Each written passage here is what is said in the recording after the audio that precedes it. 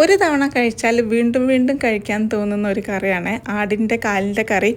എന്തായാലും ഇതൊന്ന് ട്രൈ ചെയ്ത് നോക്കണേ. അപ്പോൾ നമുക്കിതിലേക്ക് വേണ്ടത് 4 വലിയുള്ളി അരിഞ്ഞത്, ഒരു കുടം വെള്ളുള്ളി ചതച്ചത്, ഒരു ഉരുളക്കിഴങ്ങ്, 3 തക്കാളി അരിഞ്ഞത്, കറിവേപ്പില. ആടിൻ്റെ കാല് വേണം ഒരു സെറ്റ് എടുത്തിട്ടുണ്ട്.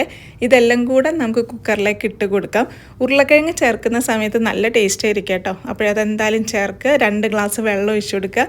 1 ടീസ്പൂൺ മല്ലിപ്പൊടി, 1/4 ടീസ്പൂൺ മഞ്ഞൾപ്പൊടി, 1/4 ടീസ്പൂൺ ബിരിയാണിൻ്റെ മസാലപ്പൊടി, 1.5 ടേബിൾ സ്പൂണോളം ഇറച്ചി മസാലൻ്റെ പൊടി, 1 ടീസ്പൂണോളം കാശ്മീരിൻ്റെ മുളകും പൊടി, ഒരല്പം കല്ലുപ്പും കൂടെ ചേർത്തിട്ട് ശരിക്കും ഒന്ന് മിക്സ് ആക്കാം കേട്ടോ.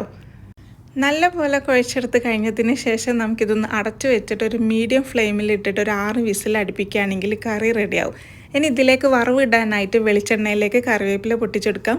ചുവന്നുള്ളി അരിഞ്ഞതും കൂടെ അങ്ങനെ വറുത്തിട്ട് നമുക്കിതൊന്ന് വറവ് ഇട്ടാൽ സൂപ്പർ ടേസ്റ്റ് ആയിരിക്കും കേട്ടോ. ലാസ്റ്റ് ഇതിലേക്ക് ഇഞ്ചി അരിഞ്ഞതും അതുപോലെ മല്ലിയിലയും തൂവി കൊടുത്താൽ ഒരു രക്ഷയില്ല.